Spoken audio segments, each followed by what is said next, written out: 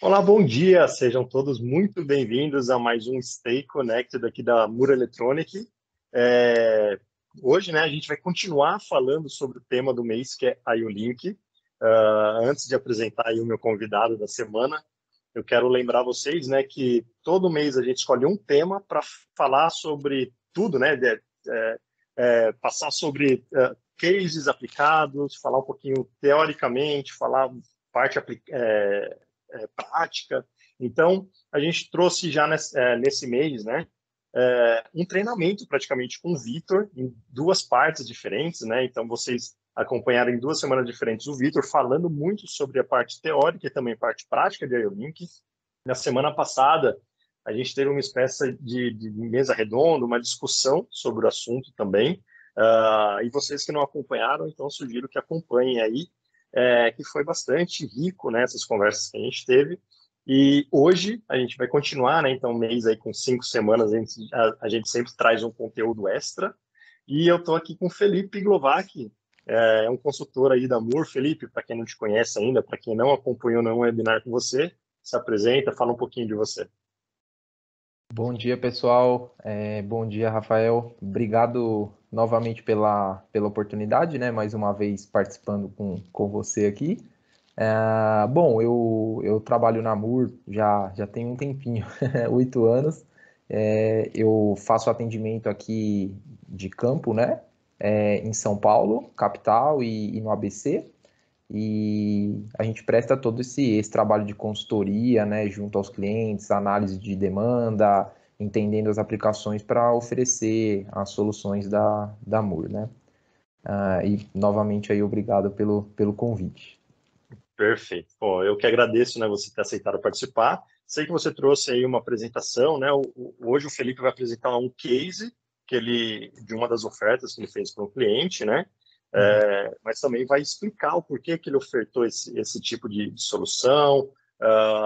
Então, Felipe, pode já ir colocando aí na tela, né? Então, Beleza. eu só quero reforçar aqui enquanto você coloca. Vocês que estão assistindo a gente, né? Pô, passou de um ano que a gente está com o nosso Stay Connected no ar. E toda semana a gente traz um conteúdo para vocês. Nesse ano a gente começou a trazer um conteúdo para falar sobre o mês inteiro, né?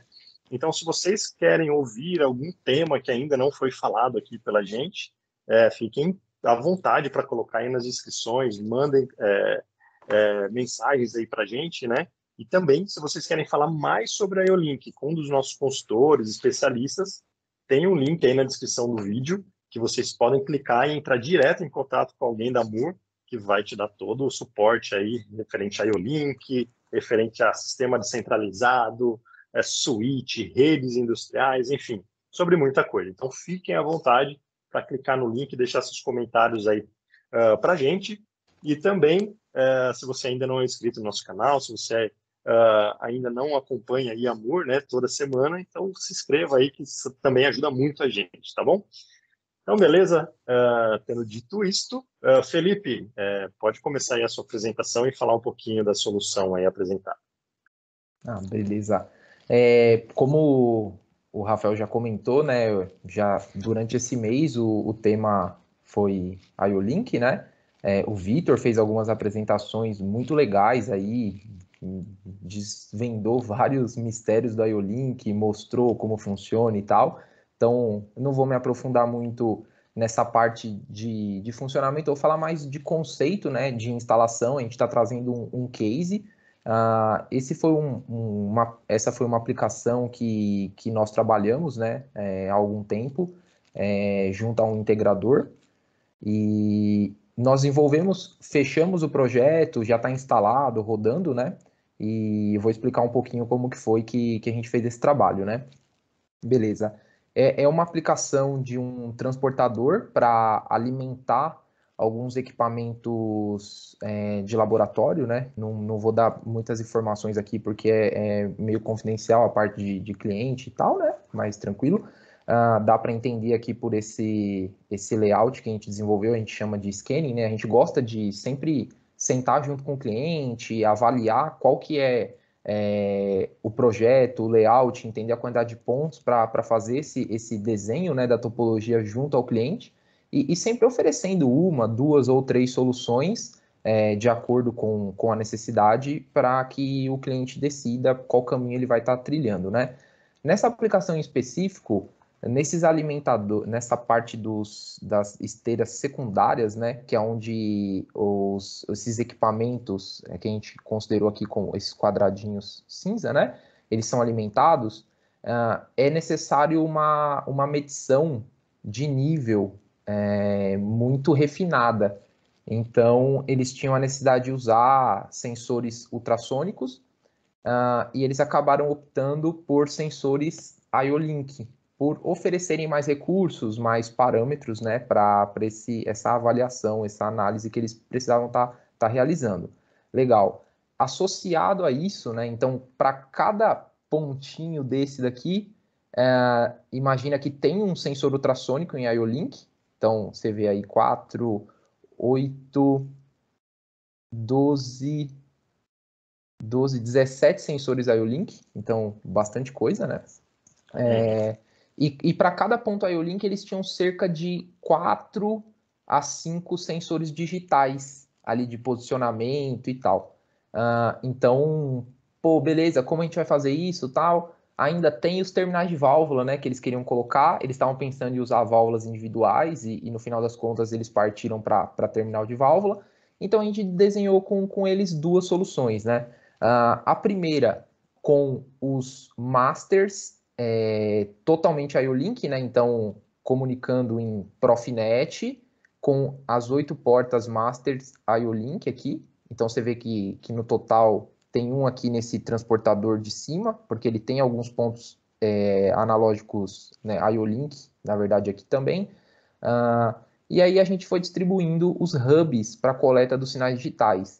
Então o cara tem 5 nós de rede, IO-Link, né, Master IO-Link, 5 hubs para complementar e pegar os sinais digitais, além de 5 terminais de válvulas em rede também Profinet, né? Beleza, esse foi um conceito inicial que o cara tinha meio que projetado, né? Beleza, e aí a gente desenhou uma outra opção para o cara, que eu vou passar aqui no slide, que ficou um pouco mais clean, né? Foi inclusive a opção que o cliente acabou escolhendo para seguir com o projeto. Beleza.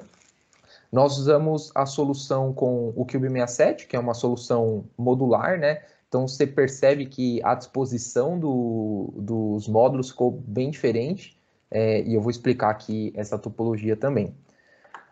Em um primeiro momento, vamos considerar esse carinha aqui. Ele é um acessório do sistema, é um gateway de diagnóstico, ele não é um cara de uso obrigatório, né?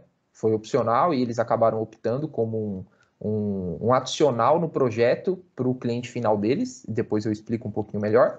Mas beleza, esse conceito ele é baseado em um nó de rede. Então esse cara aqui, a gente é um bus node que faz a comunicação em Profinet com a CPU, beleza? E através dele nós conseguimos distribuir cartões de I/O de expansão, né?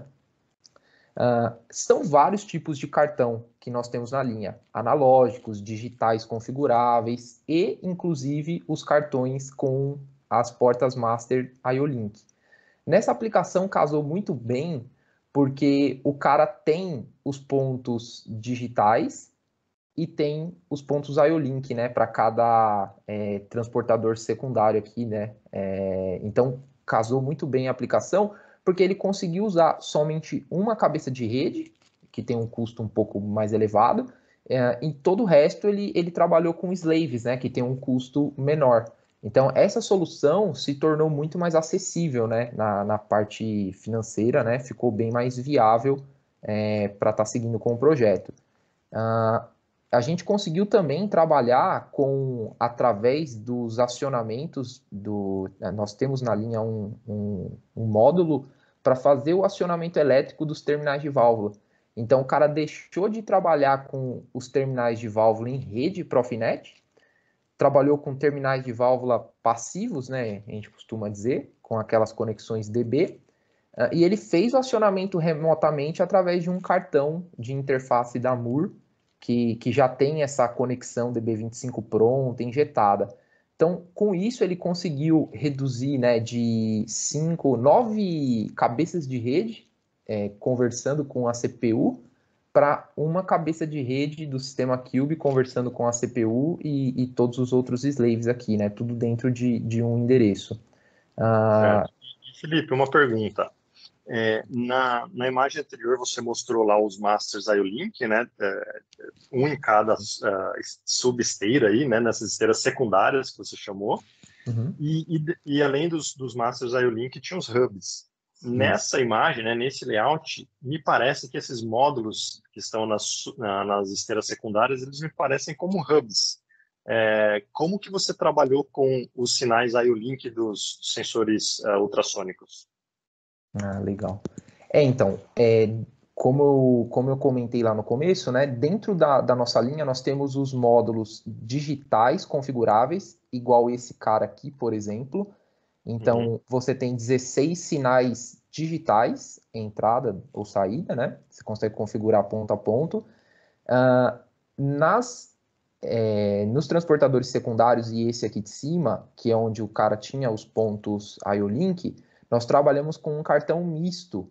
Ele tem 4 portas Master IO-Link e 4 portas de I/O digital, assim como esse, né? Então, com isso, com 2 cartões em cada transportador, veja, 2 slaves, né? Ele conseguiu pegar todos os sinais IO-Link que ele tinha, aqui nesse caso 4, e todos os sinais digitais de entrada, além de fazer o acionamento elétrico dos terminais pneumáticos, né? Dos terminais de válvula.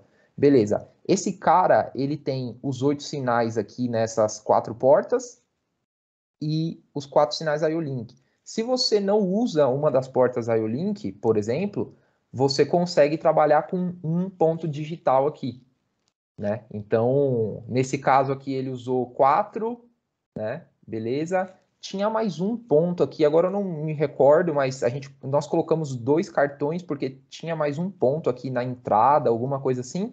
Então ele usou 2 remotas, 2 cartões com os pontos IO-Link, usou 5 portas e 3 portas que sobraram aqui, ele trabalhou com sinais digitais, né? Se caso fosse necessário na quantidade de sensores que ele tinha. Então, é mais ou menos isso. Você não precisa levar o sinal analógico, desculpa, o sinal IO-Link, né? O seu dispositivo IO-Link até a cabeça de rede, né? Eu acho que esse conceito é muito interessante por conta disso. Você consegue trabalhar com as portas Masters IO-Link na expansão, né? Isso facilita muito a instalação. Às vezes você tem uma cabeça de rede só, você quer pegar onde o sinal IO-Link? Você quer pegar na ponta ou na cabeça de rede, que às vezes está mais distante, né, do ponto que você tem? Não sei se eu consegui responder sua pergunta, tá ligado? Não, sim, com certeza, com certeza. E outra questão também que eu queria te perguntar, tudo bem que a gente está falando bastante sobre o IO-Link, né, mas é interessante ver a descentralização também nesse ponto aí, né, porque o convencional, vamos dizer assim, são os clientes não trabalharem com remotas, né, com cartões IP67 fora de painéis, e o que eu chamo de convencional seria levar ali o cabeamento através de caixas de passagem até chegar em painéis com os cartões IP20, seja um único painel principal com vários cartões, ou então painéis espalhados aí pelas esteiras, porém com cartões IP20. Fala um pouquinho da vantagem do cliente ter usado o IP67 ao invés do IP20, e aí depois a gente fala um pouco mais do IO-Link. Sim. Esse cliente específico, a gente já fez um trabalho de base com ele, né, de longo prazo, mudando o conceito convencional, como você disse, caixa de passagem, ou às vezes até painéis remotos, né, que já é um primeiro passo, mas você ainda tem lá borne, conexão dentro do painel. Então a gente já tem um trabalho de base com esse cara, de médio, longo prazo aí, vamos dizer. Assim, desde o início, a gente já meio que decidiu partir para esse caminho descentralizado. Mas as vantagens são muitas que a gente consegue pontuar, né? Então, por exemplo, esse é um trabalho que ele fez o cliente, nosso cliente, o integrador aqui de São Paulo, ele fez o startup em outro estado, né? E ele precisou mobilizar uma equipe para ir lá fazer startup, comissionamento e tal. Então, ele conseguiu reduzir muito o custo de pessoal, né? E tempo lá de instalação com esse conceito plug and play, né? Porque, assim, visualmente a gente já consegue ter uma ideia, né, da diferença do projeto convencional para um projeto P67. Então, para o integrador, acho que a principal vantagem é realmente essa questão da instalação, né?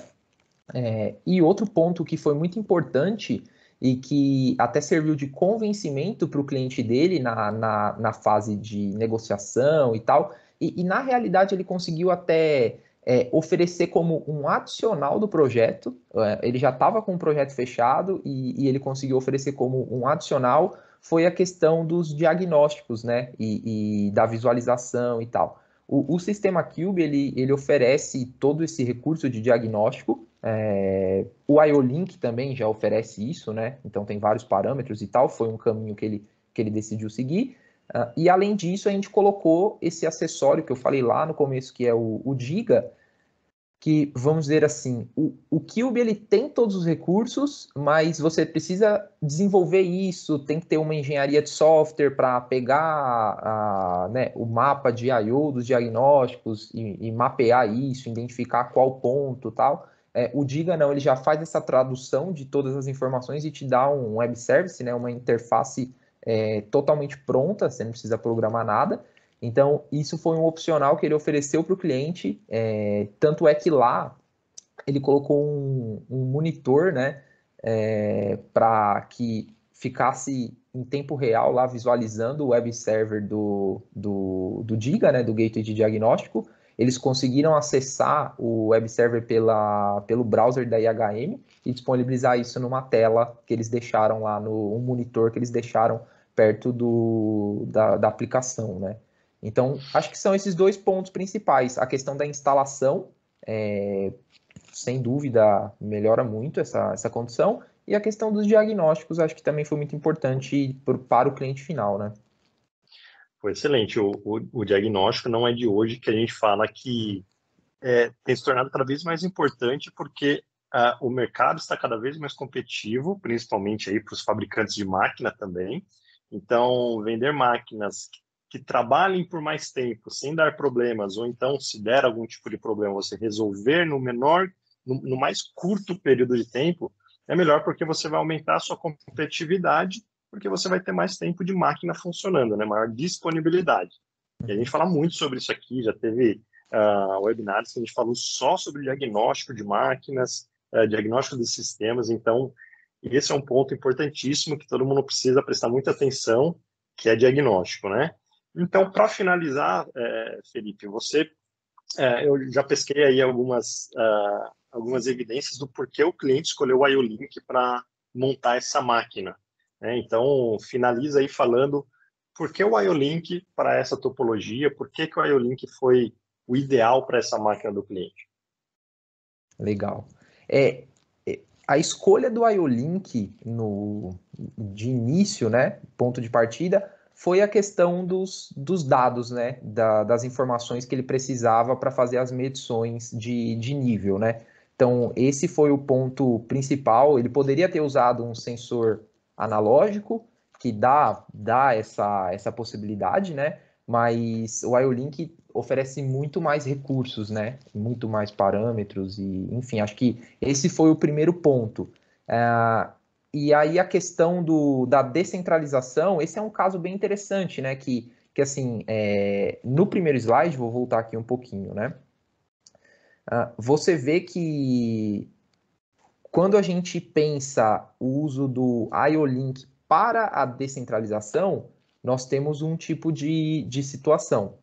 E quando nós usamos o IO-Link para ter uma coleta de dados mais precisa, mais parâmetros, mais informações, às vezes tem um conflito, né, entre você usar IO-Link para conceito de instalação, ou seja, para abrir os hubs, e usar o IO-Link para trabalhar com um sensor IO-Link, né? Então, você vê que aqui, por mais que nós tenhamos todos os nós de rede, né, com as portas Masters IO-Link, não ficou um conceito de instalação tão legal quanto o segundo slide, né?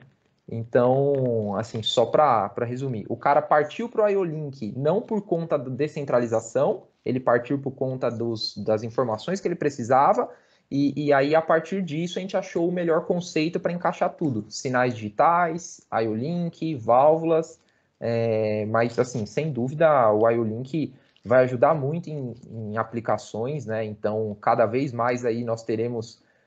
não sei se rapidamente a gente vai chegar em todos os sensores IO-Link, né? A gente tem questão de custo e tal, mas, assim, das últimas aplicações aí nos últimos 2 anos que eu tenho trabalhado, sempre tem 1 ponto, 2, 3 pontos IO-Link ali para ajudar o pessoal com alguma coisa. Legal, Felipe. Então, beleza, eu acho que a gente entendeu bem aí as diferenças de conceitos, né? Apesar das duas serem IO-Link, você mostrou uma solução mais compacta, outra modular. Beleza, então pode tirar aí do compartilhamento, né? Para eu voltar a olhar aqui seu rosto de novo. Beleza. A gente já está partindo aqui para o final, né? Então, independente daquela aplicação, né? Você está muito acostumado a visitar clientes, entender aí, fazer análise de demanda que você comentou, entender as necessidades do cliente e aí sugerir essas opções. Sim. Então, para quem está ouvindo a gente, para quem está assistindo a gente, o que você tem a falar um pouquinho mais aí sobre os conceitos de instalação.